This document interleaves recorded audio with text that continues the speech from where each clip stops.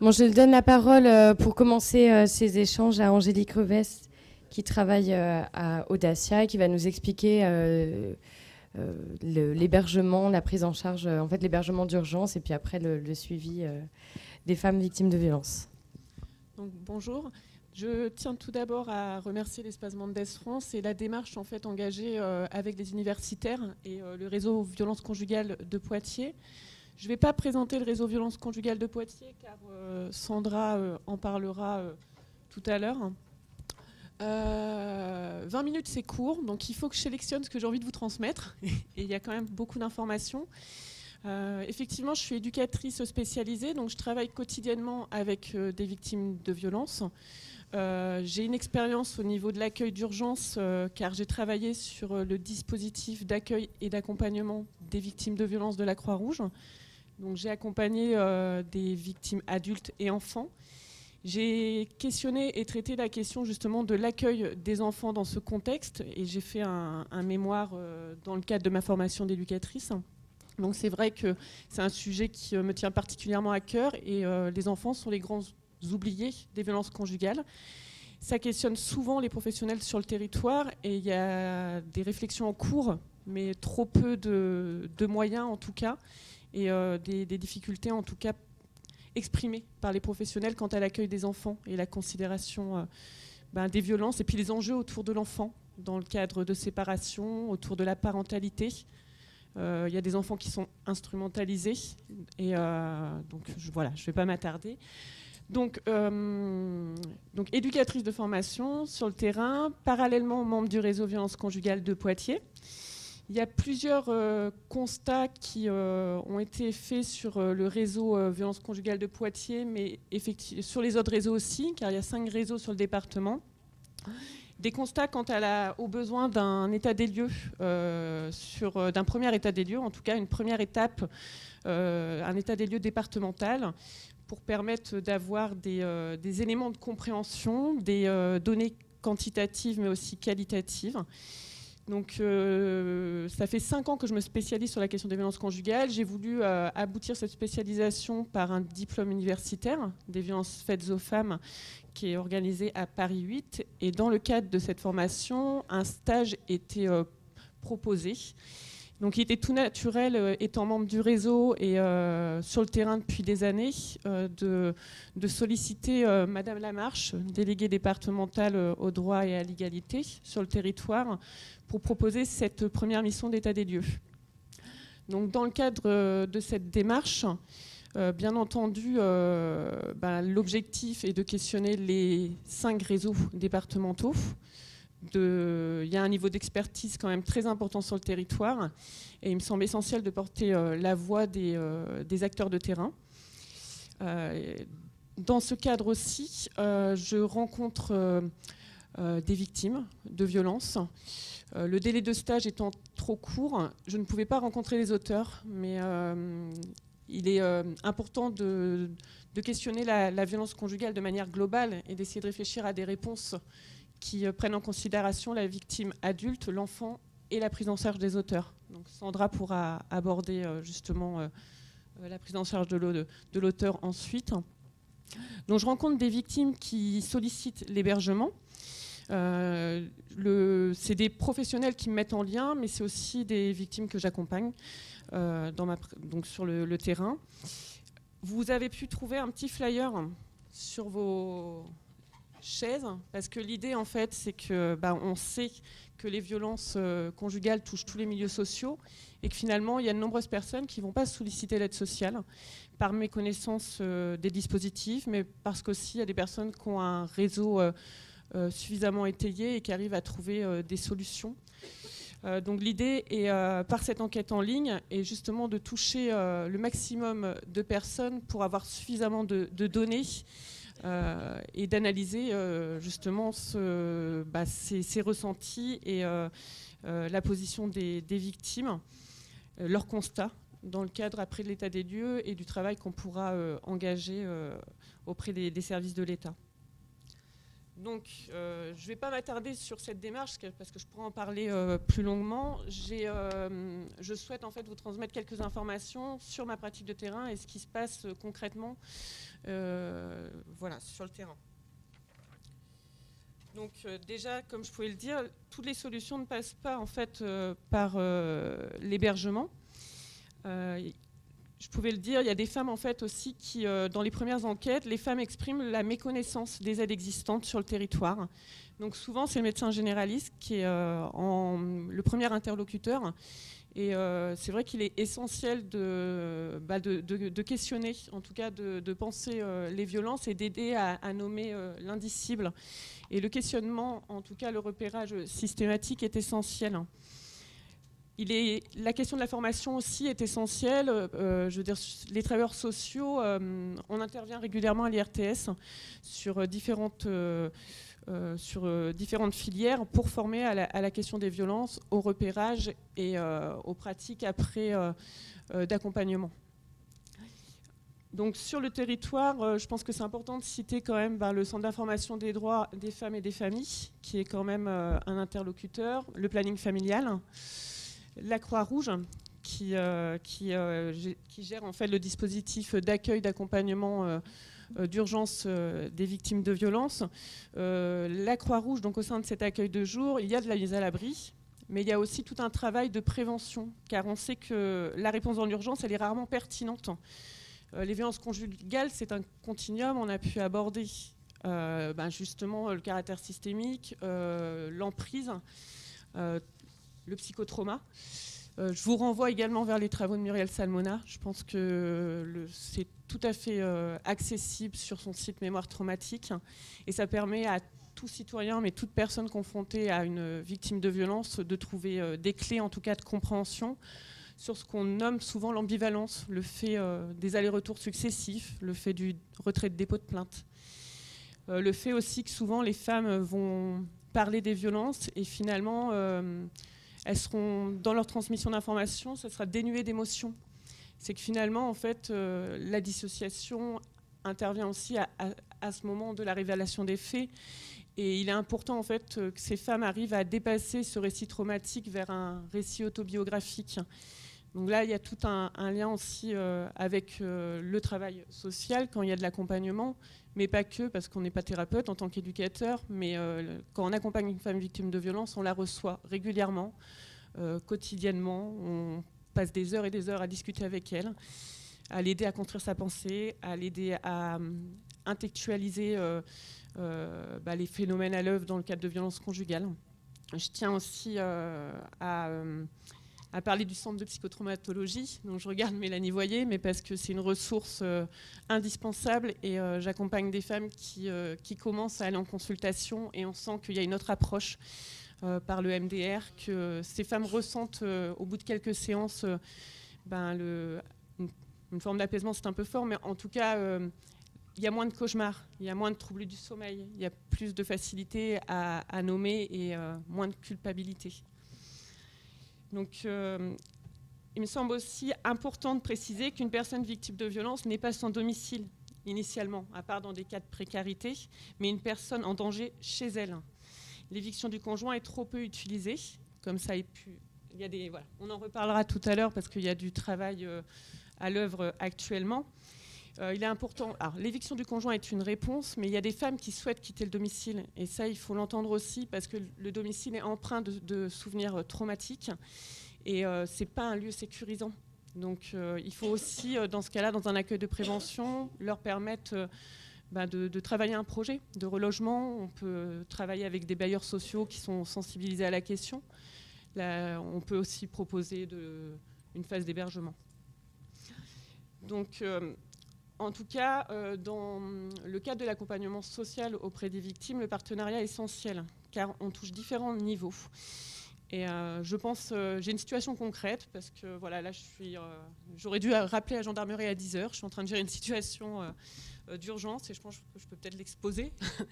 C'est une femme, en fait, qui est passée par différents dispositifs. J'ai déjà abordé la situation de cette femme au Grenelle. Par différents dispositifs. Le partenariat a plutôt fonctionné, mais c'est vrai qu'elle a dû passer par C'est une femme qui habite en milieu rural, une femme qui a un vécu de 35 ans de violence, qui était en arrêt maladie depuis 2 ans. C'est son médecin conseil qui l'a convoquée et qui l'a questionnée. Et c'était la première fois que quelqu'un venait parler des violences. Elle a eu du mal à dévoiler parce qu'en fait, ce médecin était un homme. Et ce médecin a eu l'intelligence de l'orienter vers une femme, vers une assistante sociale, qui en fait a permis à cette personne de penser la violence, de ne pas culpabiliser. Elle a avancé, cette assistante sociale a avancé petit à petit, sans juger. Elle a pris le temps, parce que finalement, du mois d'octobre au mois de décembre, il y a eu plusieurs phases avant que cette femme souhaite quitter le domicile.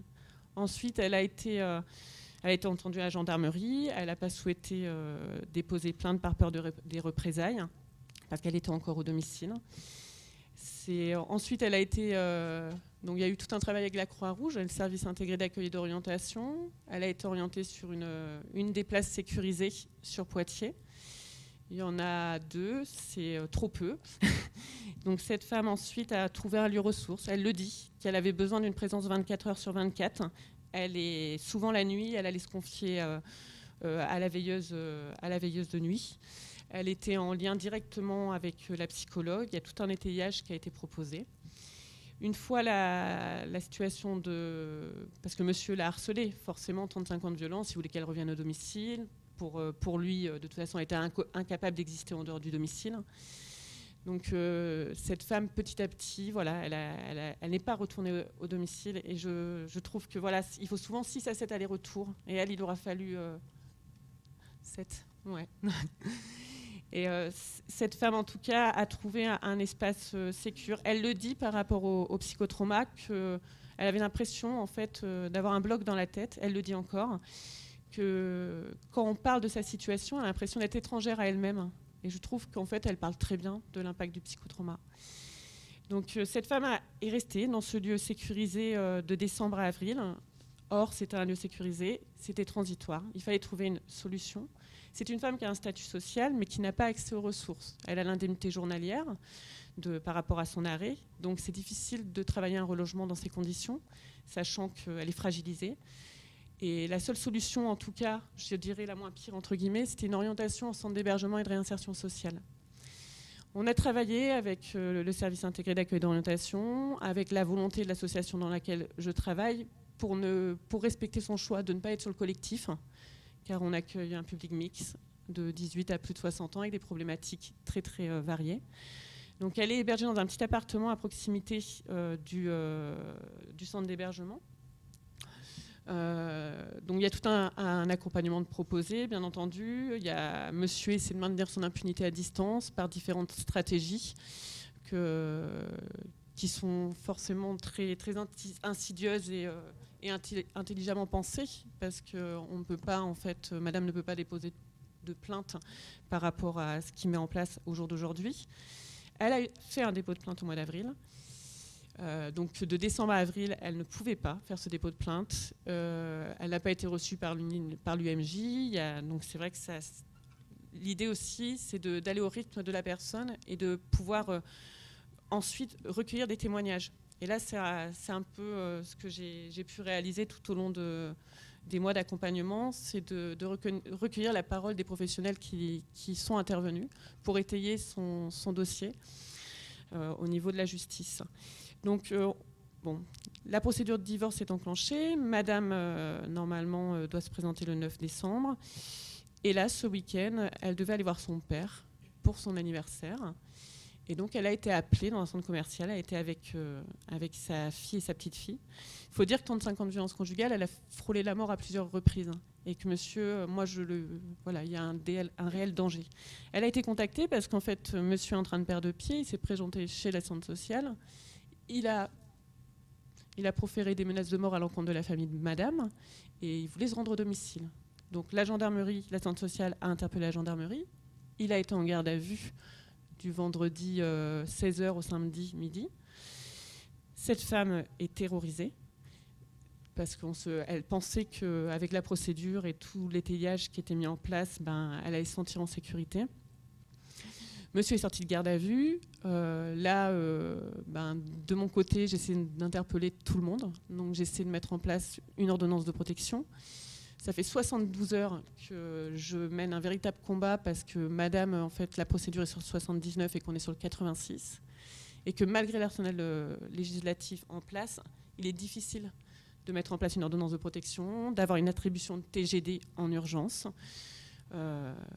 Madame c'est la famille de madame qui était touchée, c'est une stratégie de l'auteur, mais elle ne peut pas faire un dépôt de plainte. Il faudrait que sa famille vienne déposer plainte. Or, ses parents ont 85 ans.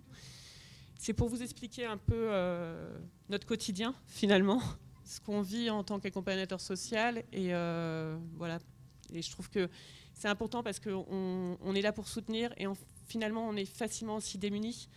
Parce que hier, j'étais au commissariat parce que j'avais besoin de soutien d'une collègue, intervenante sociale, qui m'a permis de penser. Parce que c'est difficile de penser la violence quand on est en relation duel, même si on travaille en équipe. Il faut des soutiens extérieurs. Donc j'ai appelé aussi une avocate. Voilà, on essaie vraiment de faire fonctionner le réseau.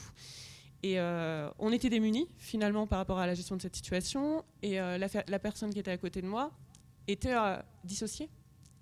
Elle n'arrivait plus à penser et elle me réexpliquait ses symptômes. Elle me dit, mais là, je ne sais plus. Elle n'arrivait plus à poser de choix. Elle me dit, je veux protéger ma famille. Je veux être entendue. Je veux qu'on me protège. Mais elle ne pouvait plus penser. Donc voilà, c'était, je pense, un exemple concret. Donc je vais je sais qu'il y a des étudiants en travail social aujourd'hui et je trouve que c'est important en tout cas juste de synthétiser, de vous transmettre quelques données. Donc une personne en situation de violence conjugale vit une sensation de danger permanent, l'isolement, le retrait social, le sentiment de ne pas être comprise, l'impression de survivre, une situation sans issue, la honte, la perte de confiance et d'estime de soi, des problèmes de sommeil, des douleurs chroniques. Il peut avoir des conduites à risque et des addictions afin de s'anesthésier psychiquement. En centre d'hébergement et de réinsertion sociale, on accueille des femmes victimes de violences. Des fois, la porte d'entrée, c'est violences conjugales. Depuis quelques mois, je questionne en fait les femmes du CHRS parce qu'il y a un lien de confiance, parce que je suis là quotidiennement. Et finalement, 100% des femmes accueillies en centre d'hébergement ont vécu des violences.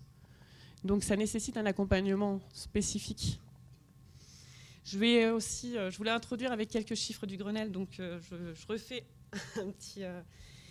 Donc le Grenelle a eu lieu le 18 octobre 2019, donc quelques chiffres. De janvier à septembre 2019, il y a eu 3791 nuitées hôtelières sur le département. Ça correspond à 118 ménages hébergés en urgence, dont 58 enfants. Il y a eu 50 demandes d'hébergement pour motif violence conjugale. Et il y a 28 places dédiées sur le département. Donc, je pense que ça se passe de commentaires.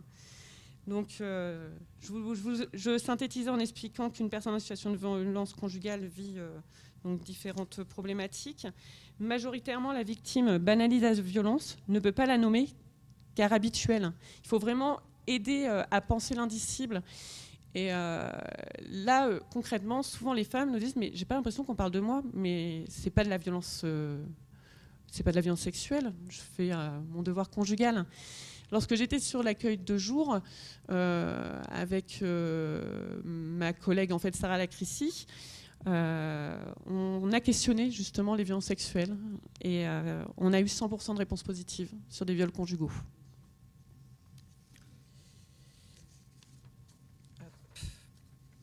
Donc la victime a besoin de comprendre les mécanismes de violence, d'être accompagnée afin de devenir sujet pensant et agissant, d'être orientée vers des partenaires spécifiques et spécialisés. Le parcours d'une femme victime de violence va être jalonné d'interlocuteurs. Là, sur les premières enquêtes, ce qui ressort, c'est la nécessité d'un interlocuteur unique. Alors c'est vrai que quand elles sont accompagnées en hébergement ou sur du logement ou par... le commissariat, par une intervenante sociale, on peut faire le lien et essayer de coordonner le parcours. Et c'est ce qui est exprimé, c'est en fait la difficulté de toujours se raconter sur différents interlocuteurs qui vont avoir un prisme différent. Et finalement, se raconter, c'est aussi des fois douter de la véracité des propos qu'on peut tenir. Et donc, voilà, il est important, cet interlocuteur unique. On n'a pas de lieu unique encore sur le territoire. J'espère qu'un jour, on pourra réfléchir à ce projet et qu'on trouvera les financements. Donc, dans le cadre de l'accompagnement, il est nécessaire d'inverser les stratégies de l'auteur de violences conjugales. L'auteur a isolé sa victime, on l'entoure, on la soutient, on lui propose une vie sociale riche. Sur l'hébergement, on propose différentes actions. Donc, je pense à des actions d'art-thérapie avec Valérie Favre qui est là, sur l'association Concordance. On propose des ateliers autour de l'estime de soi. L'intervenante est également là, Pascaline Binvel. On propose aussi des interventions collectives, mais sur le développement du pouvoir d'agir, parce que les femmes qu'on accueille n'ont pas toutes le même parcours, ne sont pas toutes dans le même cheminement face aux violences. Et finalement, de rencontrer une femme qui est sortie des violences depuis des années, ça permet d'être dans une autre forme de réciprocité que dans la relation avec le professionnel. Même si on essaie de réduire la symétrie, on sait très bien que la relation est différente. Donc il y a des groupes de soutien qui se créent. Il y a même des fois des gardes d'enfants, vraiment des solidarités. Donc l'auteur l'a rabaissé, humilié, dénigré, on la valorise, on légitime ses choix, on lui permet de reprendre du pouvoir sur elle, même et sur son environnement. L'auteur a fait régner la terreur, on lui offre la sécurité, une relation empreinte d'empathie, un environnement sécurisant. Alors il y a du travail encore à faire, parce que là, l'exemple que je vous ai donné, cette femme est en hébergement extérieur dans un appartement. On ne peut pas assurer sa sécurité. C'est pour ça qu'il est important qu'on mette en place le TGD et l'ordonnance de protection au plus vite. Donc, il y a plusieurs principes dans l'intervention sociale. Donc, nous devons proposer des possibles et surtout ne jamais remettre en question le vécu de violence conjugale, même si ça peut nous paraître invraisemblable. Il faut vraiment être vigilant sur la communication non verbale qu'on va pouvoir transmettre à la victime. Alors, les violences, donc là j'ai déjà pu en parler, du récit traumatique est passé à un récit autobiographique par une prise en charge thérapeutique, mais aussi des ateliers d'art-thérapie et simplement la relation de confiance et éducative. Donc le travail individuel est essentiel, mais l'approche collective tout autant. Et enfin, accompagner une personne victime de violence, c'est aussi accompagner toute une série de démarches spécifiques. Un dépôt de plainte, un rendez-vous chez un avocat, le constat des violences subies, collecter des témoignages, aider à la constitution du dossier administratif, les recueils maintien de la personne et de ses éventuels enfants dans le domicile conjugal lorsque c'est possible, des démarches spécifiques. Donc notre travail consiste à aider à organiser ces démarches. Il est souvent aussi préférable d'accompagner physiquement la personne. Nous n'imposons pas de dépôt de plainte. Et il est essentiel en fait de travailler. Je trouve que la place des intervenants sociaux en gendarmerie et commissariat est essentielle parce qu'en fait, ça permet de nommer les violences, de construire sa pensée, justement, d'essayer de travailler ce récit traumatique pour après pouvoir construire et travailler justement le dépôt de plainte éventuel. Et je vais laisser la parole à Amélie Bertin. Bonjour. Déjà, peut-être en introduction, remercier Héloïse pour nous avoir sollicités et puis le travail qui s'amorce avec les chercheurs sur l'idée de travailler ensemble et de regrouper les compétences de la recherche et les compétences du terrain. Et puis peut-être, moi je vais introduire mon intervention qui va être assez courte sur le fait de donner de la visibilité à l'invisibilité ou le peu visible. Alors les violences conjugales, elles se parlent de plus en plus, mais je suis heureuse de participer à cette conférence pour au moins donner la parole à ces victimes, par notre prisme, en l'occurrence aujourd'hui, mais ça me paraissait important, donc merci beaucoup. Je ne vais pas faire un cours magistral sur la notion de violence, etc., mais je vais simplement vous expliquer un peu ce qui est le dispositif d'intervention sociale en commissariat et gendarmerie, parce que l'idée qu'un travailleur social intègre l'institution police ou gendarmerie, ça ne va pas de soi, comme ça, de but en blanc. Et pourtant, je pense que la complémentarité des différentes missions est extrêmement importante. et très riche d'un point de vue professionnel, mais aussi pour les personnes évidemment accueillies, ce qui est quand même, ne l'oublions pas, le principal. L'idée de ce dispositif qui existait à Poitiers, en fait, alors il existe depuis longtemps sur le territoire national de manière un peu expérimentale. Ça fait une trentaine d'années que les premiers intervenants sociaux en commissariat ont vu le jour. Et puis petit à petit, au vu de la constructivité, de l'effectivité de ces postes, ça s'est développé via une association qui s'appelle l'ANISCG.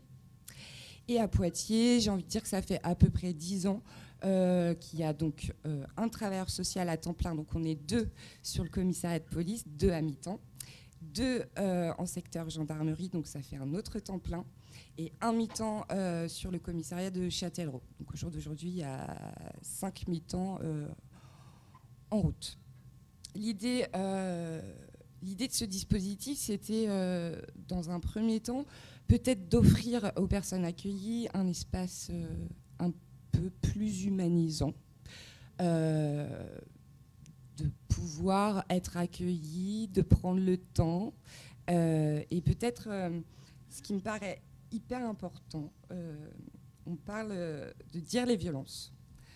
D'offrir un espace pour dire les violences, c'est pas rien, et pour que cet espace puisse être effectif, il faut des professionnels en face qui soient en capacité, à mon sens, à notre sens, de pouvoir écouter ces violences sans jugement, afin de pouvoir libérer la parole. Et ça, c'est un axe très important. Alors, accueillir ces personnes, ça ne se fait pas comme ça. Il y a plusieurs portes d'entrée. Nous, on a un bureau au sein du commissariat. On est au même étage que la brigade de protection des familles et la brigade des mineurs, ce qui permet quand même de pouvoir communiquer. Je vais parler de l'aspect de la confidentialité. Évidemment, ce qui se dit dans notre bureau reste dans notre bureau. Néanmoins, dans l'intérêt des personnes et en accord avec la personne, il nous arrive de communiquer avec les policiers dans le cadre d'une procédure pour pouvoir justement mettre en place des choses cohérentes et qui ne vont pas rajouter, enfin on va tenter en tout cas de ne pas rajouter de la violence à la violence. Nous, en tant que travailleurs sociaux, on a accès aux mains courantes dont on parlait tout à l'heure, et je rejoins ce qui a pu être dit par rapport aux mains courantes. Les personnes qui viennent déposer des propos et qui rentrent dans le commissariat et qui ont envie de déposer une main courante sans forcément qu'il y ait une judiciarisation. Après, c'est une première étape dans le processus et c'est important de respecter ça. Nous, en tant que travailleurs sociaux, on a accès aux mains courantes, donc on a la lecture le matin, on lit ce qui s'est passé la veille, donc les mains courantes, les interventions de la veille, puis ce que les personnes ont pu déposer, donc les mains courantes, déclaration de mains courantes, on appelle ça. En fonction de ce qu'on peut lire, on se met à disposition. C'est-à-dire que, je ne sais pas, une personne qui vient juste livrer qu'elle ne se sent pas très en sécurité chez elle, sans pour autant nommer des violences très spécifiques, en tout cas qui puisse nommer une forme d'anxiété dans son quotidien, dans son foyer et notamment dans sa conjugalité, et on va la contacter, on va se présenter et lui proposer une rencontre ou un échange téléphonique. Je dis bien, on va lui proposer. Donc, on travaille vraiment sous le principe de la libre adhésion. Si la personne ne veut pas, n'en est pas là dans ce processus, eh bien, on va simplement lui laisser nos coordonnées, et puis peut-être qu'elle rappellera, puis on se rend compte que généralement, cette première mise à disposition, des fois débouche des mois, des années après, sur un appel. Vous m'aviez appelé il y a 1 an et demi, et maintenant là j'ai besoin et j'aimerais bien qu'on se rencontre. On peut rencontrer ces personnes par le biais des mains courantes, mais il y a d'autres filtres. On travaille plutôt bien avec l'accueil du commissariat, qui, pour une personne qui se présente et qui ne sait pas trop quoi faire, qui est un peu perdue dans sa situation, avant de l'orienter vers un policier, elle va nous contacter et on va essayer de rencontrer la personne en fonction de nos disponibilités. Donc ça fait partie d'un des prismes. On peut être aussi en lien avec le service des plaintes qui peuvent se retrouver avec une personne dans son bureau qui est en train d'évoquer sa situation et qui va dire non mais en fait moi ça va trop vite, etc. Donc le plaintier ou la plaintière nous contacte en disant je pense qu'il y a peut-être besoin de faire le point. Puis on va prendre le temps de les écouter, de voir avec elles. Et puis il y a les partenaires sociaux, donc je vais en parler plus tard. Et puis les personnes elles-mêmes. Du coup, le dispositif il commence à être connu et les personnes elles-mêmes, le bouche à oreille fonctionne et peuvent nous contacter aussi. Et donc, en fonction de nos disponibilités, on fixera un rendez-vous. Je vais boire un petit peu d'eau.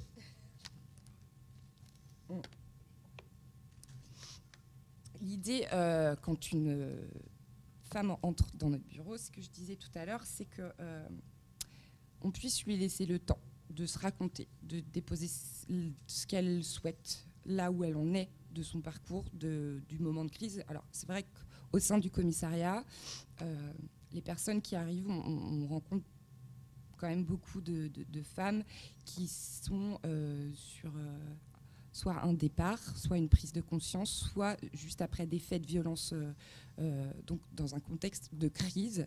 Donc c'est aussi, notre bureau, c'est aussi un sas de décompression, on prend le temps, voilà. Et l'idée c'est qu'elle puisse se raconter, nommer ce qu'elle vit, sans se sentir jugée. Alors je ne dis pas que c'est toujours... je ne sais pas ce qu'elle ressent à chaque fois, mais c'est quand même un principe pour lequel on s'investit, c'est cette question du non-jugement. Et c'est aussi de co-construire avec elle la pensée, c'est-à-dire de ne pas se soustraire à ces démarches.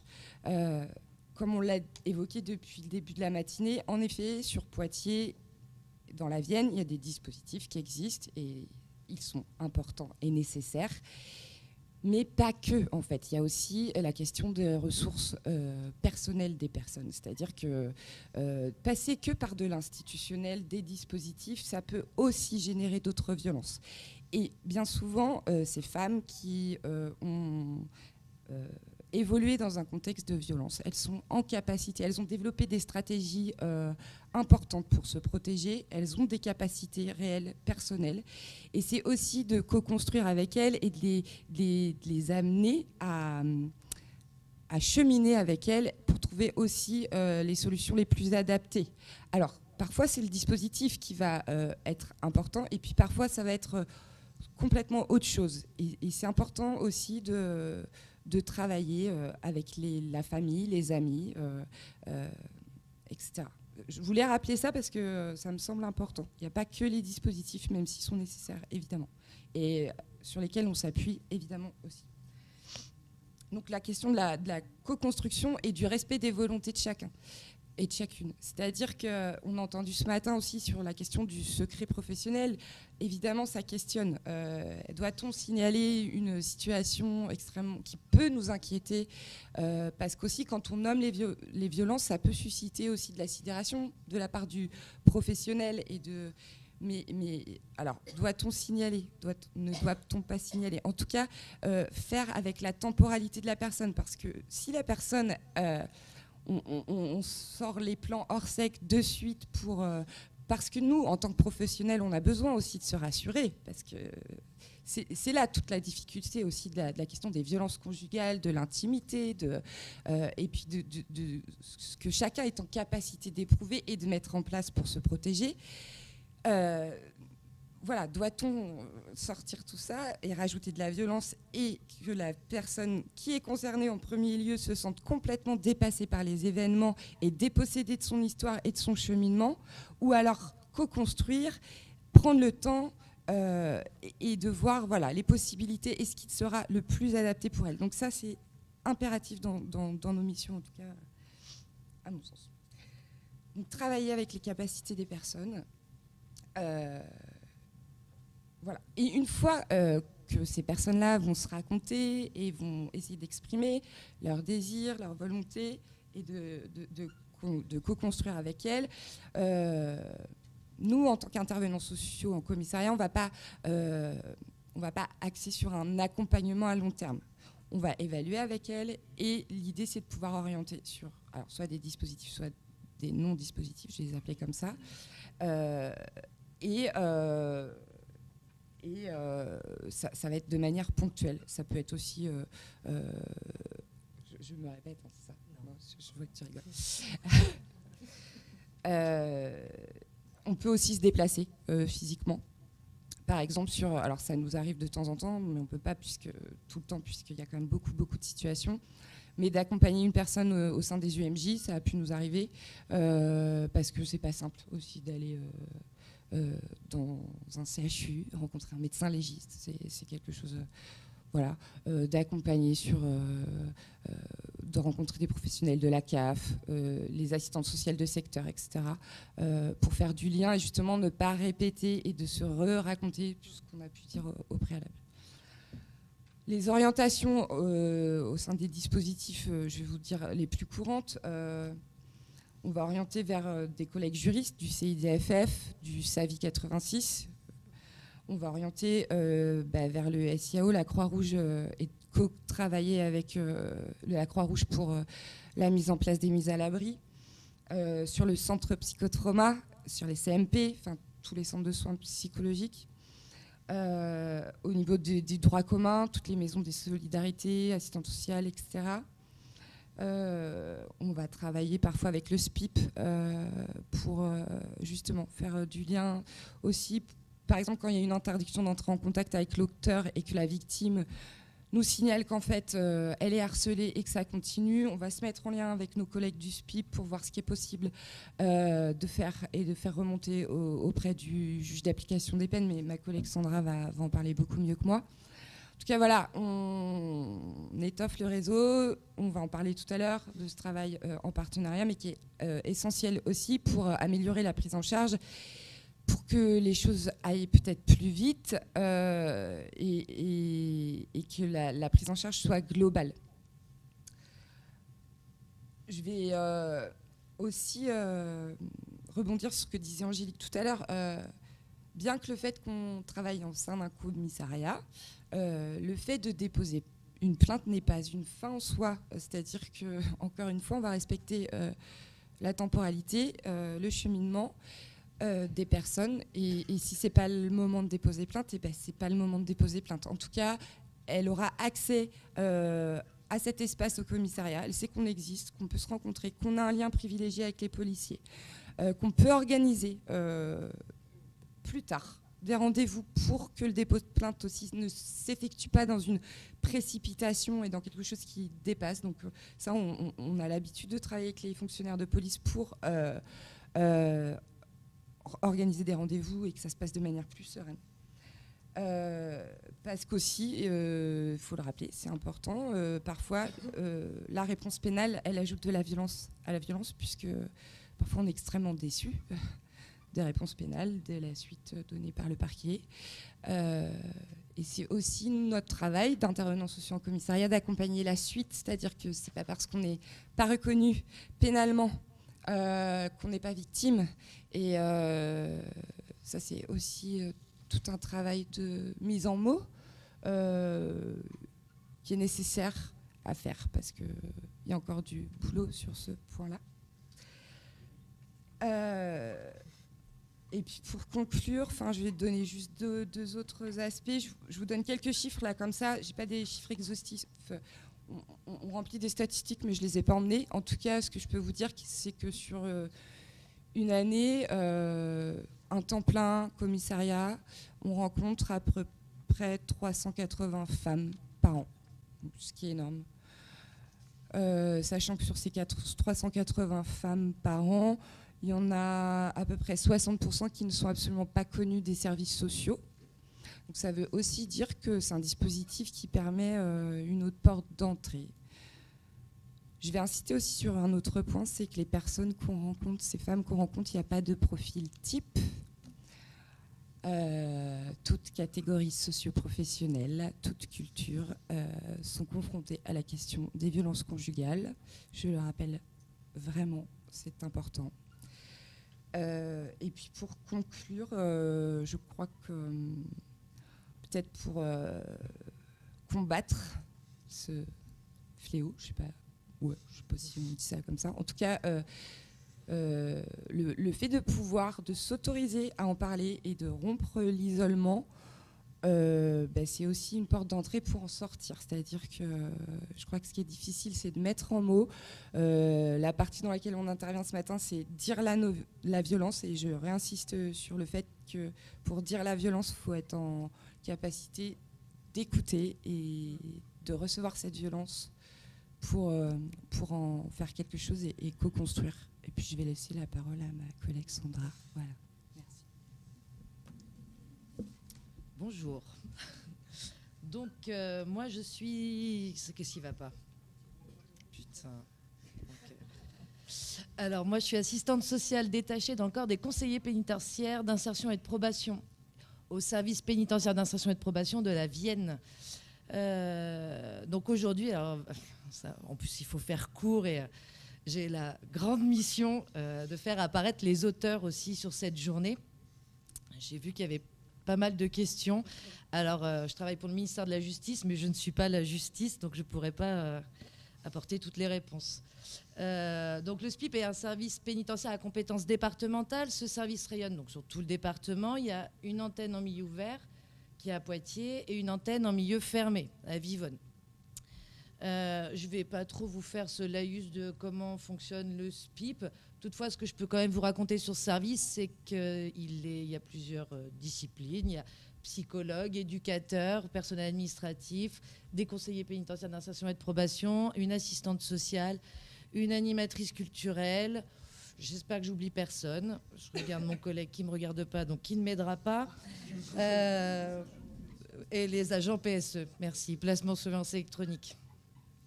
Si tout va bien. Alors, moi, j'interviens en milieu ouvert. Quand je vous dis que tout le département est couvert, c'est qu'on intervient autant Châtellerault, Montmorillon, Civray, enfin, tout le département. Je ne vais pas vous faire tous les noms des bleds. Je vous épargne ça aussi. On intervient et en prise en charge individuelle et en prise en charge collective avec les missions suivantes. Là aussi, je vais garder ma feuille pour ne pas trop en oublier. Favoriser la réinsertion, donc on va les appeler des PPSMJ, des personnes placées sous main de justice. Veiller au respect de leurs obligations qui sont imposées par le magistrat, qui leur sont imposées. Alors, on est mandaté le plus souvent par le juge de l'application des peines. Toutefois, ça peut être aussi le juge d'instruction. On va le dire comme ça. Assurer les suivis des mesures affectées, informer les autorités judiciaires du déroulement des mesures, aider à la prise de décision de justice et l'individualisation de la peine adaptée à chaque situation de chaque personne. Prévenir les effets désocialisants et maintenir les liens familiaux et sociaux de la personne détenue. Ou en milieu ouvert. Je vais pas... Alors, dans notre boulot, il y a le suivi et le contrôle, côté insertion et probation.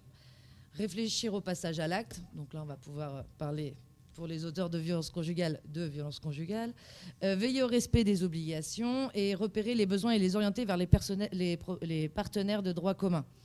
Ça a été rappelé à plusieurs reprises, c'est vraiment très important. On travaille en partenariat, en réseau. On évoquera le réseau tout à l'heure, toutes les trois. On le co-anime avec Amélie. Toutefois, il y a plusieurs personnes là qui font partie du réseau. Ça me paraît vraiment important parce que souvent, on parle, depuis tout à l'heure, et c'est bien normal, on parle de la prise en charge des victimes de violences conjugales. Toutefois, tant qu'il y a des victimes, il y a des auteurs. Tant qu'il y a des auteurs, il y a des victimes. Par exemple, sur les prises en charge individuelles, oui, il y a les prises en charge individuelles, mais collectives. Je vais essayer de faire rapidos parce que je sais qu'on est short, donc je ne vais pas développer les prises en charge individuelles, mais j'en dirai 2 mots quand même tout à l'heure. Sur les prises en charge collectives, il y a un stage de responsabilisation en direction des auteurs de violences au sein du couple et sexistes. Et ce groupe a été co-inventé avec nombreux professionnels qui sont là dans la salle. Alexia, Mélanie, Louise.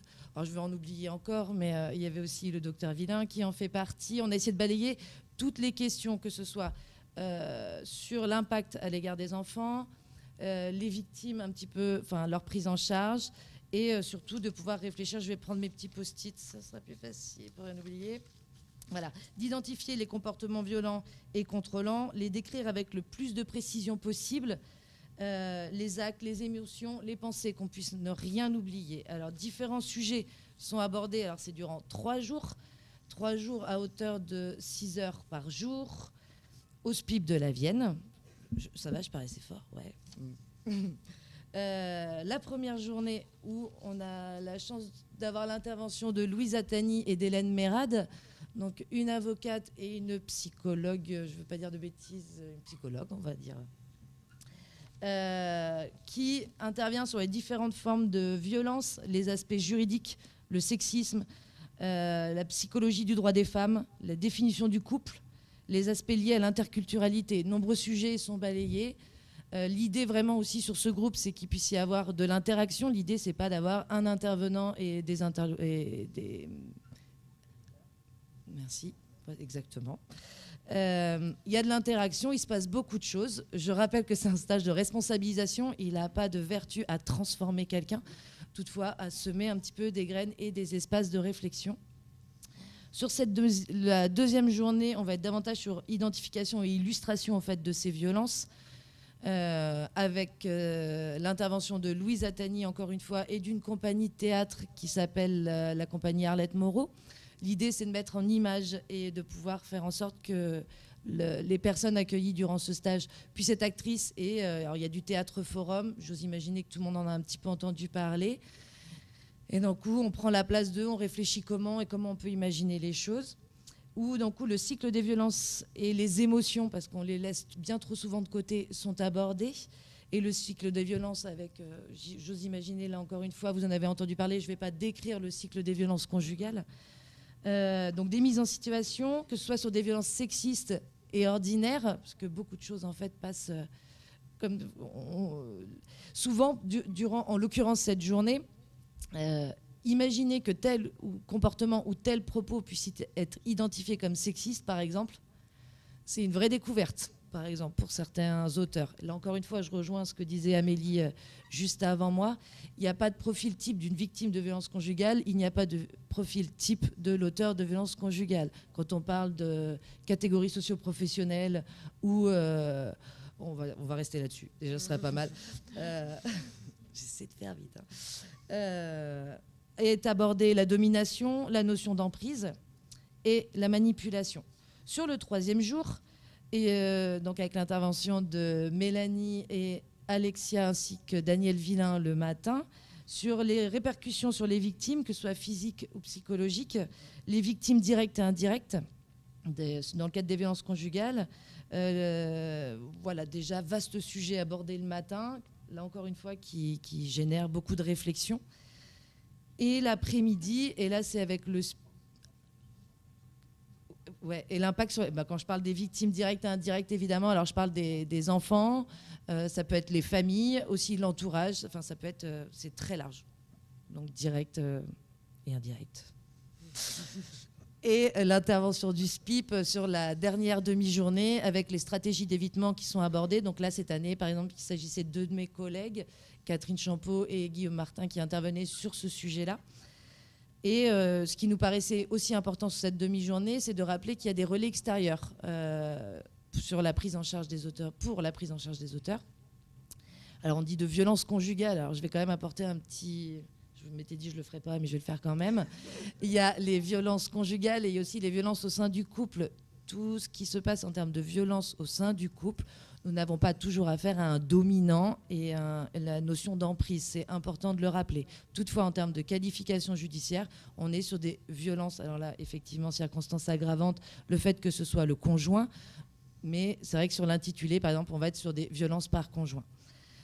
Donc il aurait rappelé qu'il y a le CMP Espace Vienne, qui est aussi un de nos interlocuteurs privilégiés dans le cadre de la prise en charge des auteurs de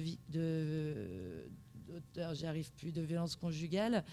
Faut savoir aussi que dans les auteurs, alors là on parle de violences conjugales, mais dans les auteurs au sens large qu'on peut rencontrer au SPIP, il y a des victimes de violences conjugales. C'est-à-dire quand je dis qu'il n'y a pas de profil type, j'ai travaillé à plusieurs reprises avec Amélie sur prise en charge d'une victime qui en l'occurrence était aussi condamnée. Voilà, il n'y a pas de façon de... Bref, il n'y a pas de profil type. Ensuite, là c'était ce stage, on en est au 3e là dans la Vienne. On se félicite. on peut le dire, des résultats jusqu'alors. Il faut savoir qu'ils sont tous reçus en entretien individuel, que ce soit pendant 12 mois, 18 mois, et pour certains jusqu'à 20 ans, ça dépend des mesures. Ben ouais, alors je prends le petit, c'est qu'entre les deux, il se passe plein de choses. Ils ne sont pas tous... Alors, les personnes qui font partie de ce stage de responsabilisation ne sont pas toutes condamnées pour des violences au sein du couple ou des violences conjugales. Ça a été repéré par des collègues, ça peut être échangé en entretien avec les principaux intéressés qui ont accepté de participer à ce stage.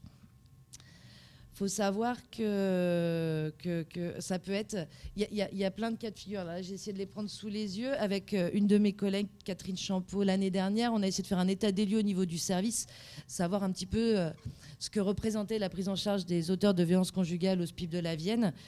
On était en avril 2018. On n'a pas refait les calculs parce que je vous fais... Bon, on n'a pas beaucoup le temps.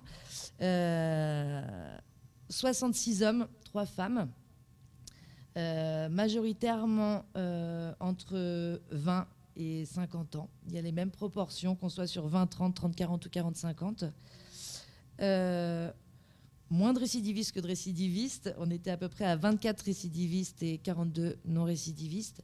Et là, on touche à des violences par conjoint, des violences en état d'ivresse manifeste, que je tiens à préciser par rapport à ce que tu disais tout à l'heure. Donc là, c'est pour ça que c'était intéressant d'avoir le regard de nos collègues. C'est-à-dire que sur l'infraction, il n'est pas noté par conjoint. Donc c'était intéressant et pour nous, formateurs, de se rendre compte de à quel moment en fait, le par conjoint est précisé. Les appels malveillants, à chaque fois, je vous donne l'intitulé de l'infraction. Il n'est pas précisé par conjoint. Violence en état d'ivresse manifeste, menace de mort réitérée contre personne et d'autres sur conjoint, détention d'armes, agression sexuelle, viol,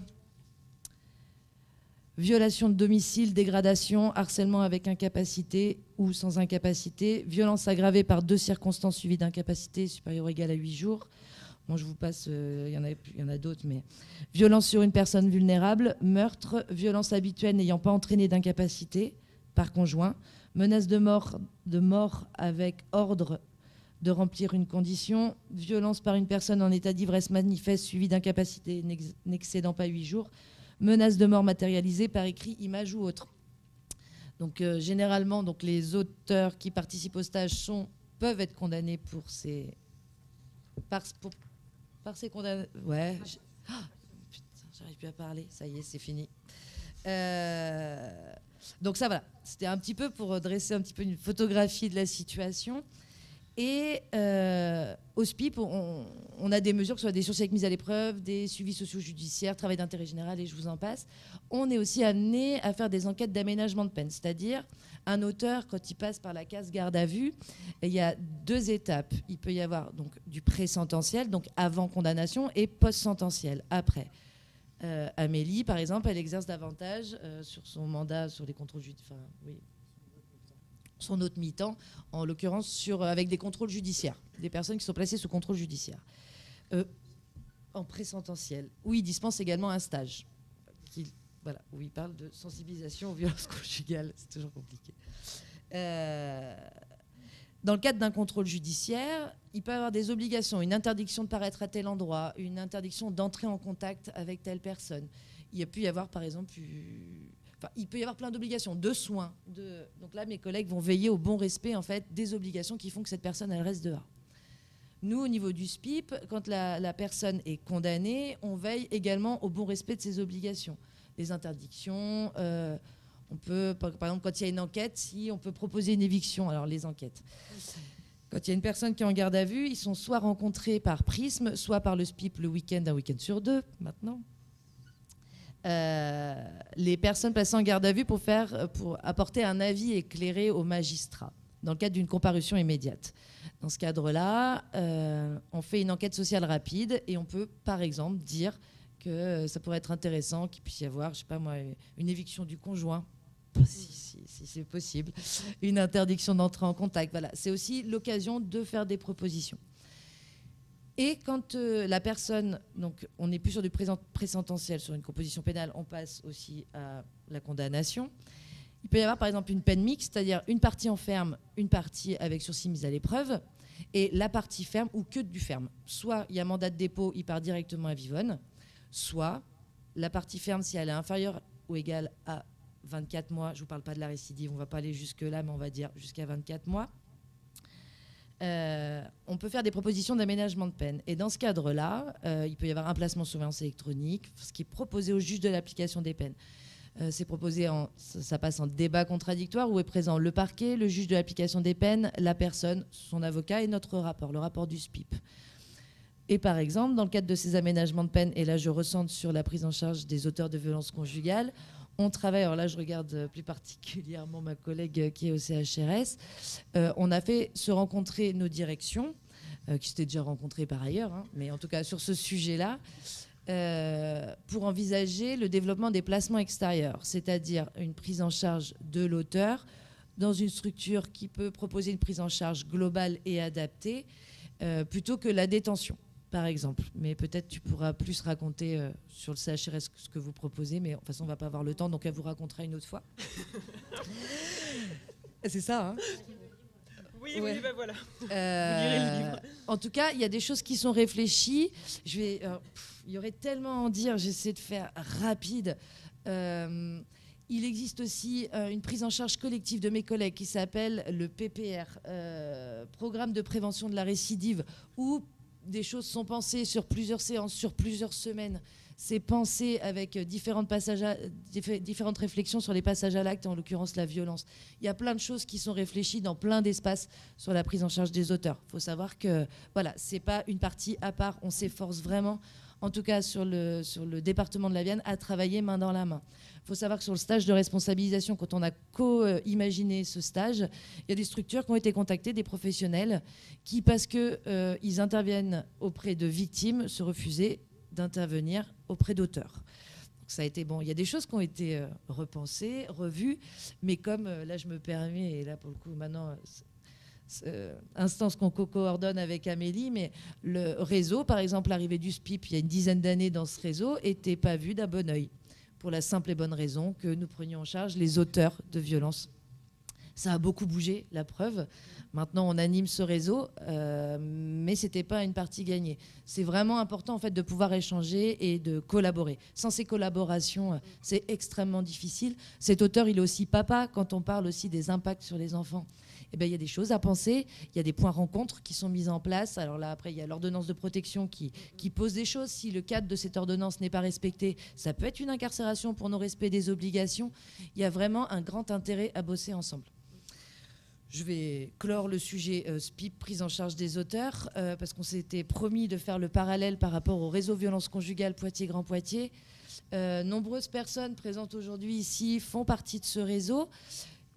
On vous a imprimé des petites plaquettes sur ce réseau, si vous souhaitez avoir des infos. Il faut savoir qu'il est à destination des professionnels. C'est pas le mail, par exemple, il n'est pas à destination des victimes. C'est vraiment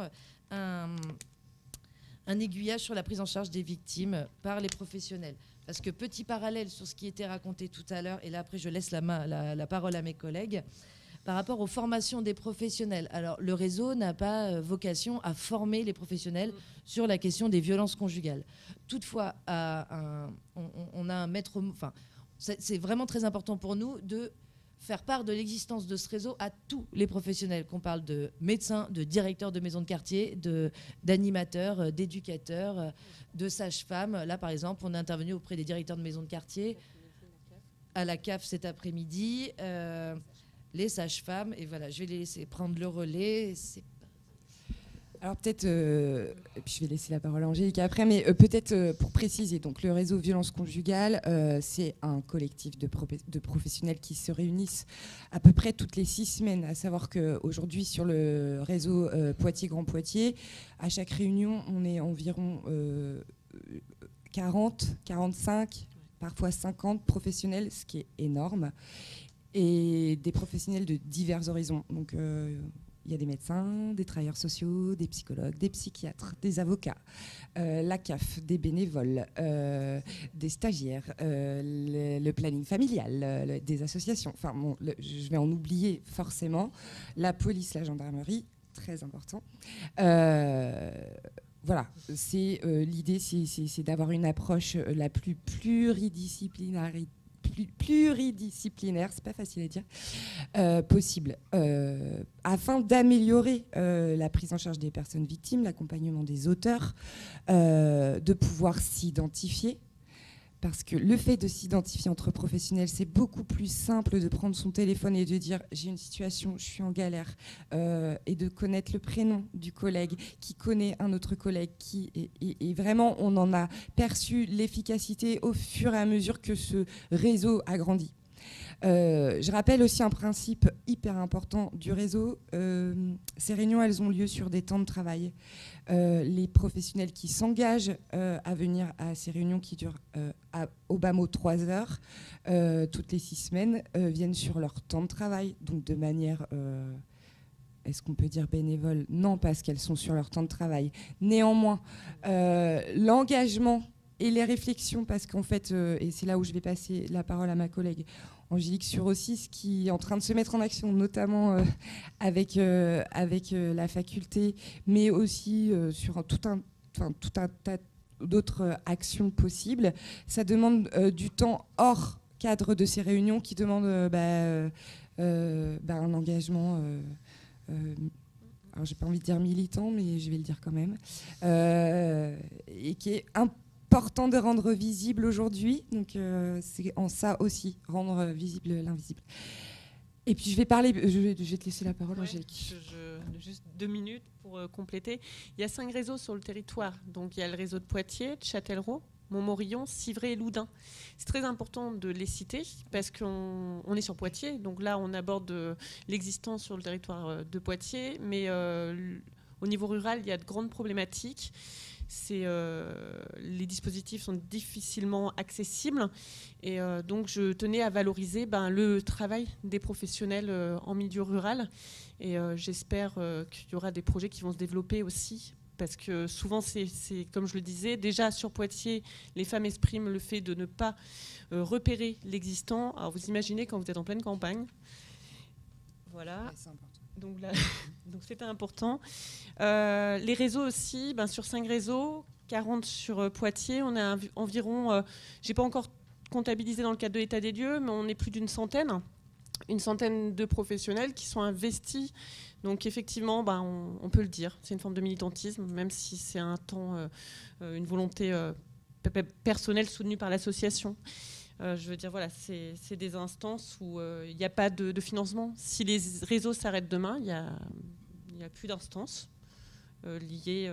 Il n'y a plus d'existants, concrètement. On parle de militantisme. Toutefois, on peut aussi reconnaître la volonté de nos directions, par exemple, nous laisser le temps de pouvoir investir ces espaces. En l'occurrence, par exemple, d'être là aujourd'hui toute la journée, de pouvoir être là sur toutes les 6 semaines sur les temps de réseau. C'est quand même une place qu'on nous laisse pouvoir prendre. Et ça, c'est vrai qu'on parle de militantisme, mais c'est aussi des volontés de service que de vouloir que les professionnels s'inscrivent sur ces questions-là. Voilà, merci. Merci.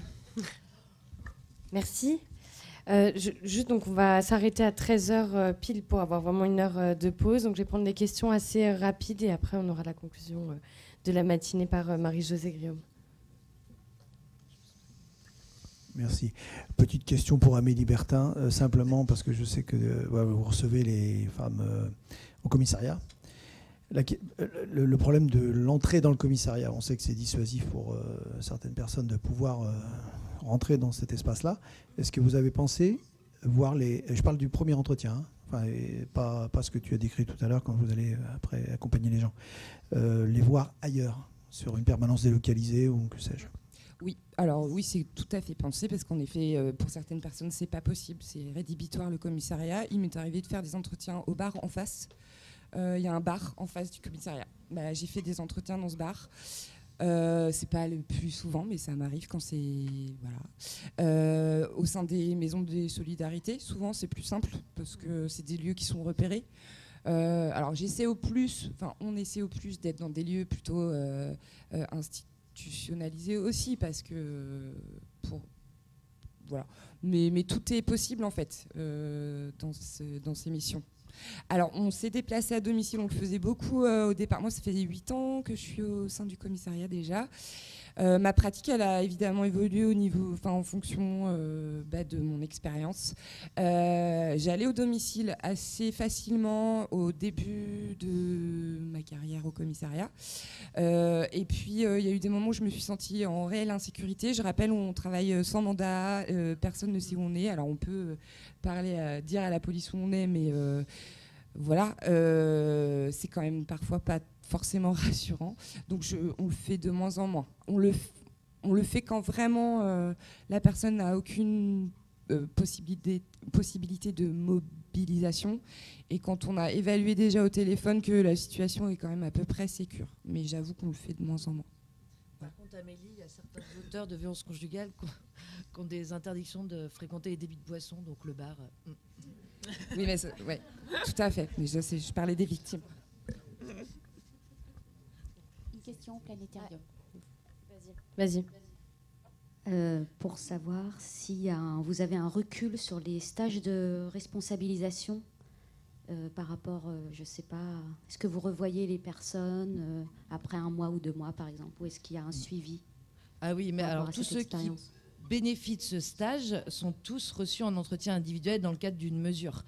Ce que je disais tout à l'heure, ça peut être 12 mois, 18 mois, 24, 36, et j'en passe. Ça peut aller jusqu'à 20 ans. Donc ils sont tous reçus en entretien individuel, mais dans le cadre des prises en charge. C'est-à-dire que la prise en charge collective, c'est une manière de prendre en charge en fait dans le cadre de la mesure, dans sa globalité. Mais évidemment, il est toujours reçu et en individuel, je veux dire. Et j'essaie de réfléchir à ce que je suis en train de dire. Et alors, concernant l'évaluation, aujourd'hui, en fait, on ne l'avait pas fait. On n'avait pas pris de temps d'évaluation. Il y a eu une première expérience. Le groupe de réflexion au niveau du SPIP s'est étoffé. Donc, on a pensé les choses encore autrement. Et cette année, pour la première fois, on a commencé à penser à un questionnaire sur les premières questions au moment de l'orientation par les travailleurs sociaux, les collègues qui orientent vers le stage. Et ensuite, sur les premiers ressentis, les premières questions, les premières interrogations qu'on a envie de voir apparaître et pouvoir faire exister, par exemple, cette feuille un petit peu dans le dossier pour pouvoir avoir des retours à court, voire moyen terme. Je ne sais pas si ça répond à la question. Merci. Bonjour, merci pour votre intervention déjà.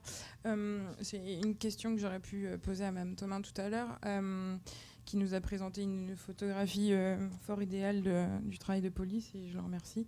C'est pas la réalité sur mon terrain, en tout cas, dans un département limitrophe, sans le nommer. Donc ma question, c'est plutôt en tant que travailleurs sociaux, quelle réponse on peut apporter aux femmes à qui on refuse le dépôt de plainte? Quel accompagnement proposer, en fait? Alors, je vais me permettre de commencer à répondre à cette question. Le dépôt de plainte, c'est un droit. Alors, ça arrive encore qu'il y ait des refus de dépôt de plainte.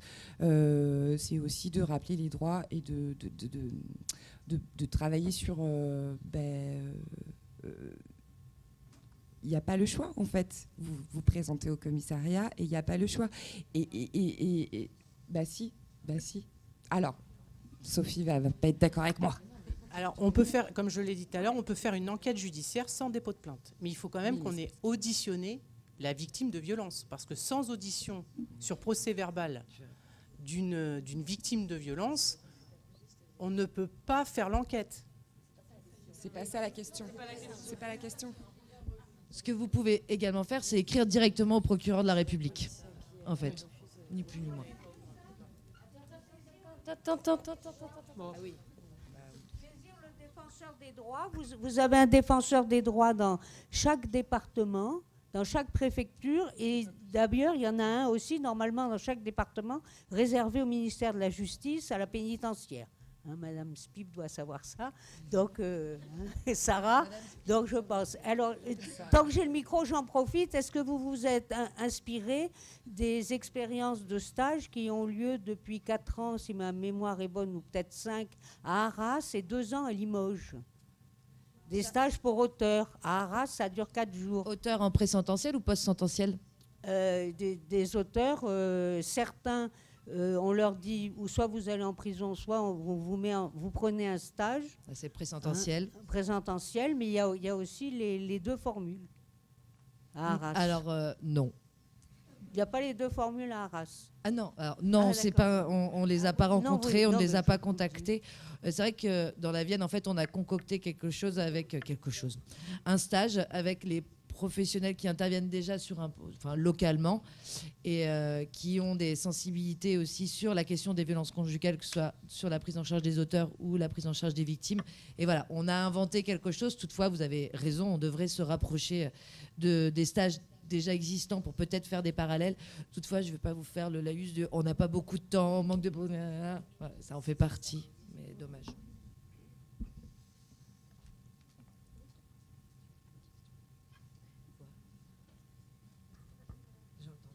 Merci beaucoup pour votre intervention. Donc, en fait, moi, j'aimerais vous remercier parce que et rebondir sur la pluridisciplinarité. C'est vraiment pas facile à dire. En fait, moi, j'exerce un nouveau métier. Enfin, je suis aide médico-psychologique de métier. Je vais faire assez court. Mais du coup, maintenant, je pratique la psychopédagogie. Donc, moi, qui est plus axée auprès des enfants.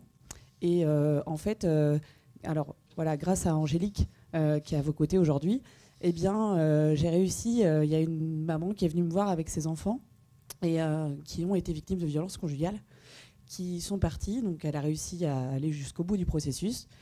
C'est encore très compliqué parce que c'est encore en jugement. Le père refuse le divorce. Il met encore beaucoup de blocages. Donc, c'est très difficile parce qu'en fait, du côté du papa, maintenant, il a récupéré l'autorité parentale qui avait été dessaisie et qui a été redonnée.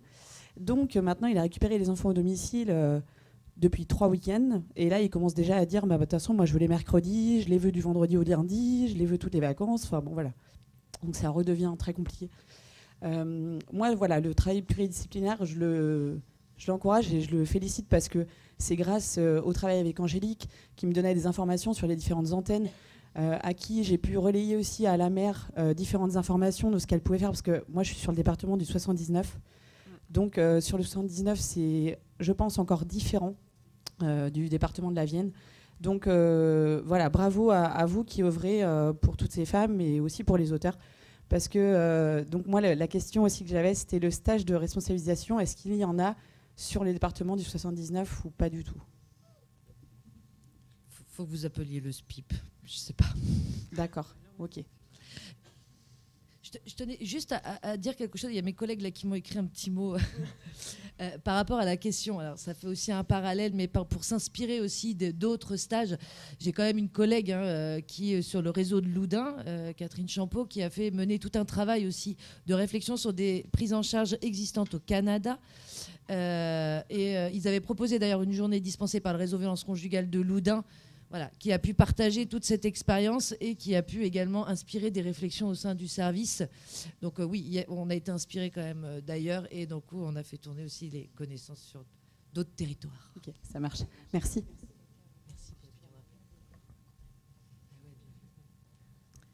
Oui, bonjour.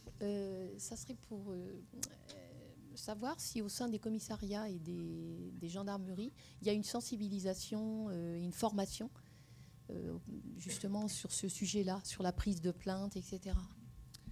Par rapport aux fonctionnaires de police. Oui. Alors, Sophie, elle répondra peut-être mieux que moi. Je sais qu'il y a eu une formation qui était dispensée par le CIDFF.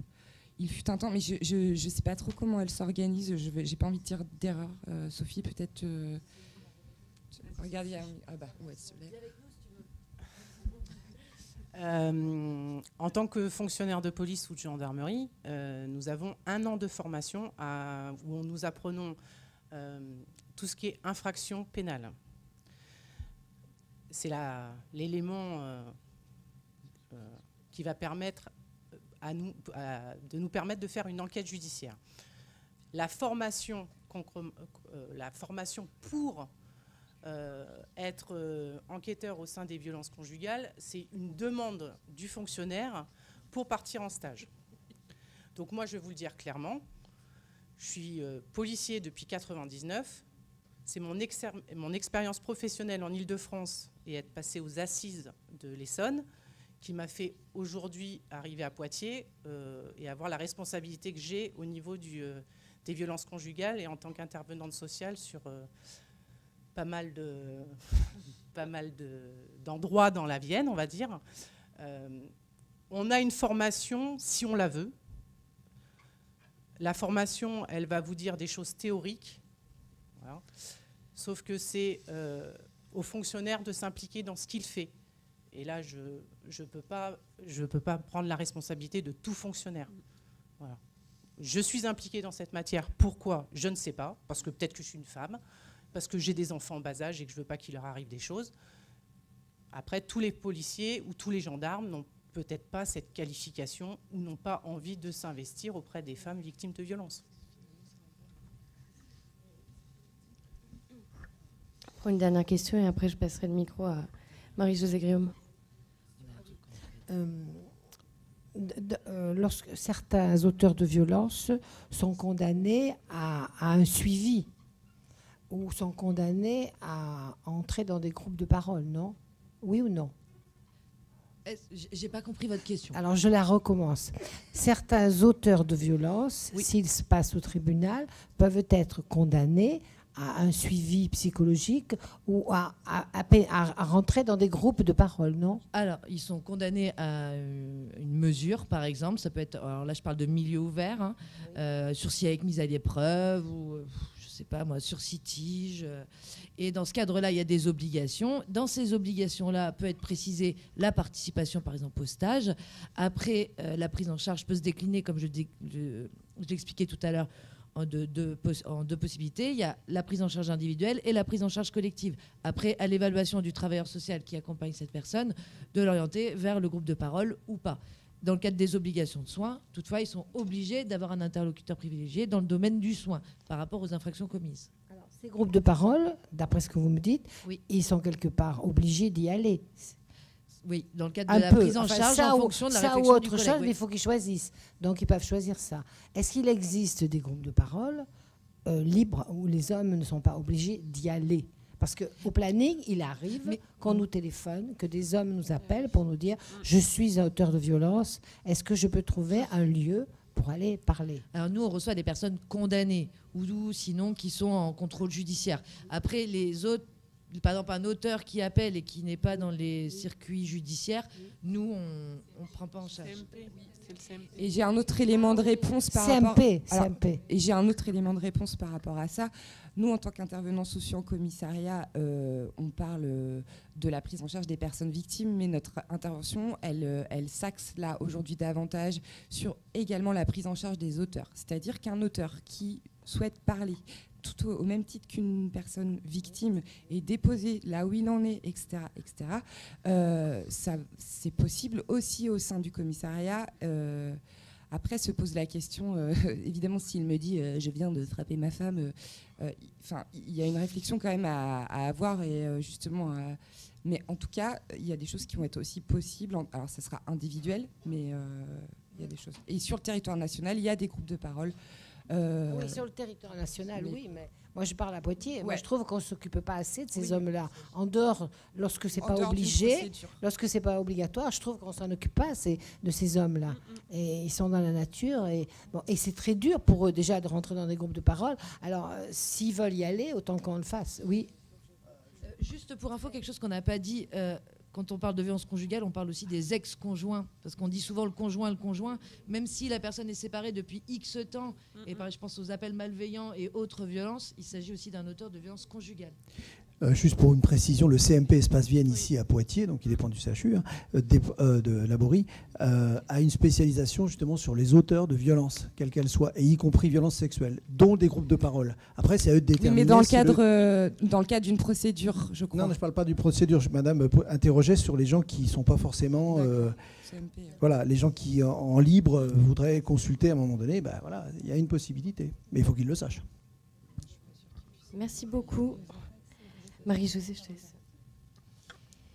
Bien, eh bien, écoutez, il me revient de conclure. Donc, je vais le faire. Non, mais ne bougez pas. Hein. Ne bougez pas.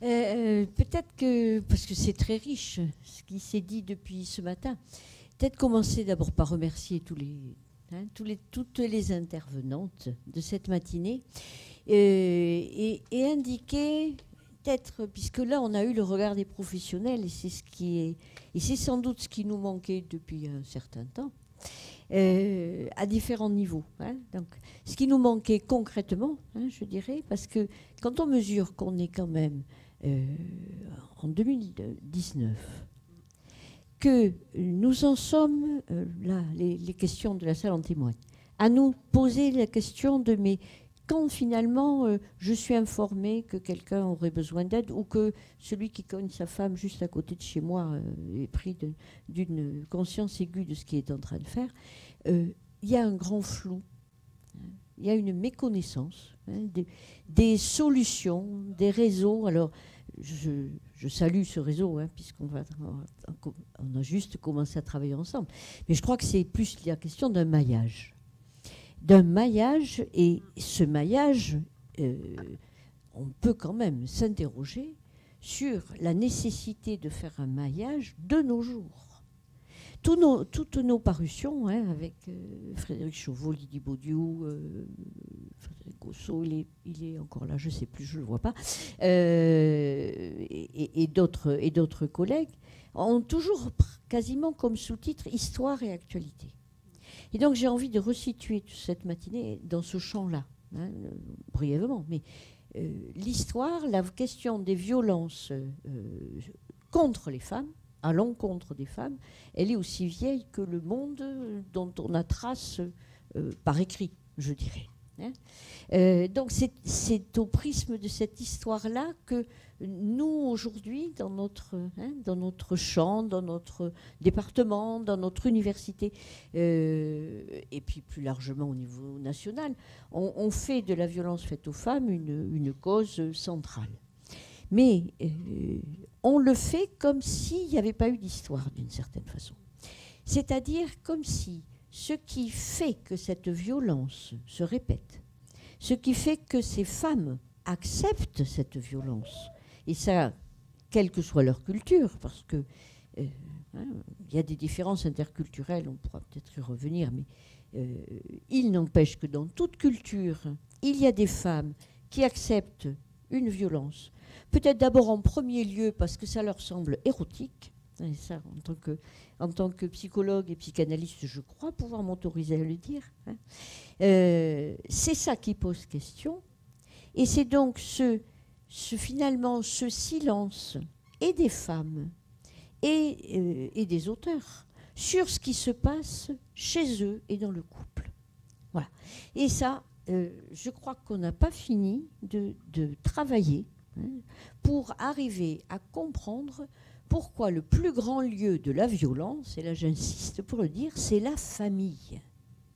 Parce que vous avez des auteurs qui vont être poursuivis en tant que tels, qui jamais ne toucheront personne d'autre, hein, que leurs femmes ou que leurs enfants. Hein. Vous l'avez évoqué, bien sûr que c'est pas nouveau la violence sur les enfants, mais on est en train depuis, je sais pas, 5 ans à peu près, vraiment, de se dire, mais les enfants qui assistent à ces violences conjugales, qu'est-ce qui leur arrive psychologiquement, psychiquement? Eh bien, ils sont, j'ai envie de dire, abîmés. Ils sont abîmés, c'est-à-dire que leurs processus de pensée vont être perturbés. Et quand on regarde au niveau de l'histoire plus courte, hein, qui est celle de ces personnes que vous rencontrez, auteurs comme victimes, eh bien, c'est quand même remarquable de constater que la question de la violence, elle est là dès le début de leur vie. Alors je ne sais pas ce qu'en dirait Madame Mignot, mais il y a des histoires de violence. Il y a des enfants qui ont été victimes de violences. Il y a des enfants qui ont assisté à des violences. Et ça, on le mesure de plus en plus aujourd'hui. Donc, est-ce que ça serait le propre de certaines familles, de certains milieux, hein, en tout cas de certains fonctionnements familiaux? Parce que le fonctionnement familial, il n'a pas de milieu socio-culturel. Hein. Il y a des fonctionnements, et indépendamment des milieux socio-culturels. Alors, est-ce que ça serait lié à ça, hein? Peut-être, on peut en tout cas se poser la question. Je le prends par un autre bout. Histoire, actualité. Moi, j'ai été frappée, le cas de dire, hein, j'étais frappée pendant l'été dernier, pendant les vacances, je me promenais au bord d'une rivière et tout à coup, 2 jeunes se croisent, dont un garçon qui agresse la fille qu'il rencontre en lui disant « Ah tiens, bonjour, espèce de salope », enfin, quelque chose dans le genre. C'est une façon de se dire bonjour. Voilà. Et j'ai eu sur le moment envie de lui mettre une claque. Vous voyez, c'est pas bien. Il devait avoir 17 ans, elle aussi.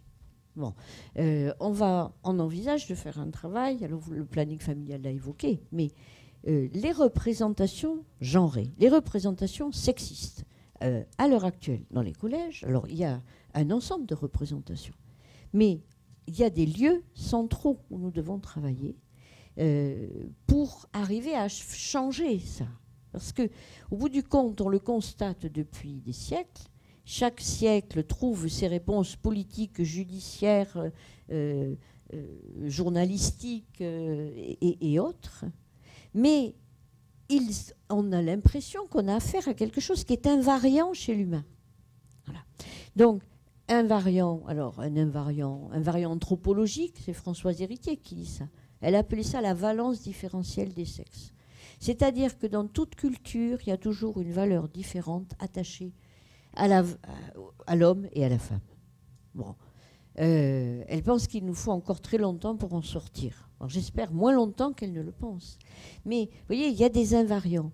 Et quand on voit comment les jeunes peuvent s'en saisir, y compris quand ils ne sont pas dans un milieu où il y a de la violence, y compris quand leur père n'agresse pas leur mère. Mais voilà.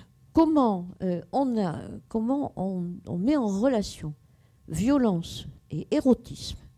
Je crois que c'est quelque chose que nous avons vraiment à travailler et à interroger chez les jeunes, chez les étudiants. Bon, on a l'intention de le faire, j'espère qu'on aura l'argent pour y arriver. Mais voilà, ça c'est aussi une autre façon de voir Histoire Actualité. Il y avait un autre point peut-être que j'avais envie de souligner rapidement, mais qui me semble important. Moi j'étais touchée par nombre de vos témoignages. Vous avez quasiment toutes témoigné. Être témoin, c'est être impliqué nécessairement dans ce qu'on nous apporte, ou qu'on nous livre, ou qu'on nous donne. Ça dépend de ce que veut en faire la personne qui est là. Mais je suis aussi étonnée que à aucun moment on ait pu entendre, c'est pas une critique, mais qu'à aucun moment on ait pu entendre la difficulté que c'est de prendre en charge ces victimes et ces auteurs. Une étude qui a été faite à Strasbourg sur interroger les professionnels que vous êtes et qui sont nombreux dans la salle. Ce qui domine, c'est un sentiment d'impuissance, un sentiment d'incompréhension, que ce soit dans les services policiers ou gendarmerie et autres. Autrement dit, le fait de ne pas comprendre, trouver la clé pour agir de façon efficace. Alors, je tiens à saluer le travail que vous faites depuis plusieurs années et qui semble réduire de façon notable ce sentiment d'impuissance que, vous voyez, dans un autre département, on a trouvé très nettement dans une étude, voilà, par questionnaire et autres. Autrement dit, nous sommes aux prises, tous autant que nous sommes, avec des représentations. Alors, ces invariants concernant la différence des sexes, ça c'en est un. Mais aussi nos représentations de ce que c'est que l'autonomie d'une femme, que ce que c'est qu'une femme, que ce que c'est que le traumatisme même. C'est-à-dire on baigne dans un champ de représentation partagé socialement. Et je crois que c'est très souvent ces représentations-là qui nous empêchent d'être efficaces. Parce que nous les appliquons parfois un peu trop vite, parce que nous sommes tous pris dedans. Je parle pour moi aussi. Je vois bien, je travaille avec des victimes, j'ai aussi des auteurs en psychothérapie, enfin les deux. Donc je peux comparer. Mais voilà, nous avons à nous défaire de ce qu'on pourrait appeler des préjugés. Mais je crois que c'est plus fort que le préjugé. Parce que ce sont des représentations qui tiennent à la différence des sexes. Hein, et que nombre de femmes qui disent mais effectivement moi quand il a fait ça la première fois je trouvais que c'était normal parce que c'était mon mari, on venait de se marier, enfin voilà, qui ont finalement une conception du couple qui date d'il y a 50 ans ou 60 ans, même plus. Hein. Comment dans notre actualité, dans notre vie d'hommes et de femmes, nous sommes porteurs d'autres histoires, hein, et de représentations qui n'ont pas fini de mourir, je dirais, pour laisser place à de nouvelles représentations. Donc, moi, ma question, peut-être pour... j'ai encore 2 minutes.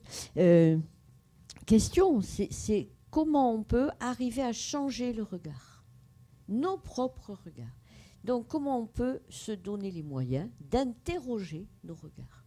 Alors moi, j'ai beaucoup apprécié quand vous avez dit tout à l'heure que chez ces victimes, il fallait prendre le temps, qu'il fallait leur laisser le choix.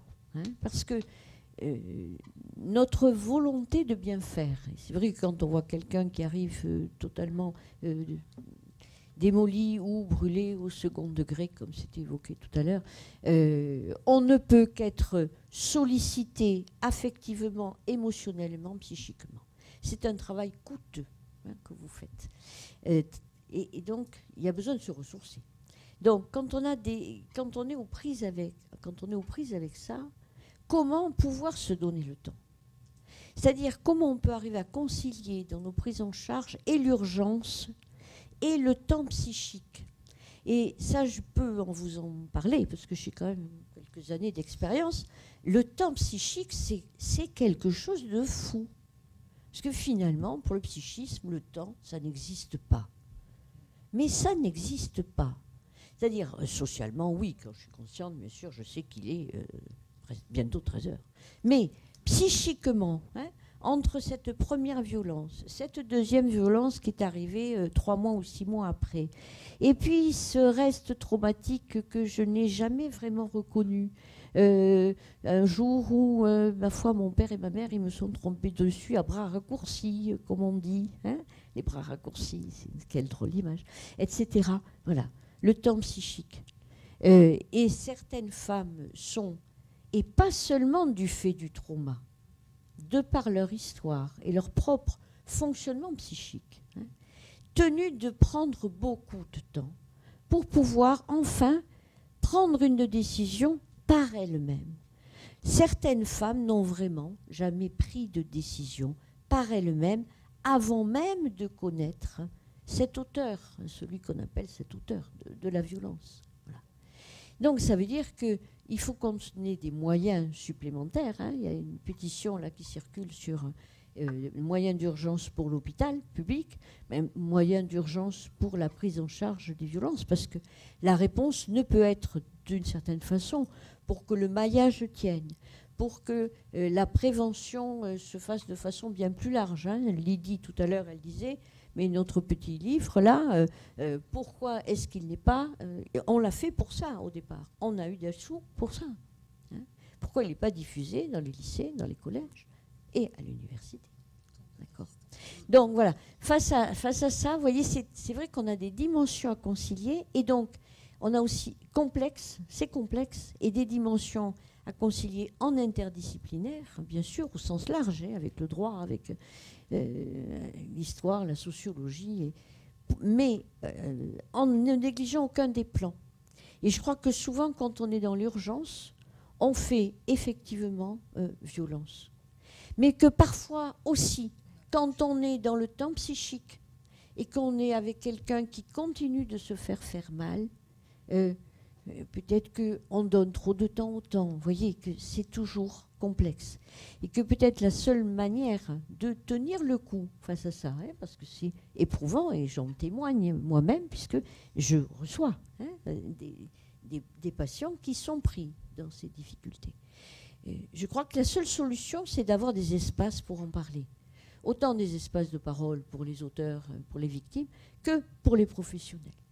Et que c'est que par la parole, hein, que nous pouvons arriver à éviter nos réactions trop vives au plan émotionnel, et aussi à transformer ce que nous avons accumulé pendant la semaine, pendant le mois ou pendant l'année, et qui va faire des zones là, qui, au bout un jour ou l'autre, hein, vont nous faire un peu mal à nous aussi. Voilà. Donc je vous remercie encore une fois, et puis je vous souhaite un bon appétit à tous. Merci.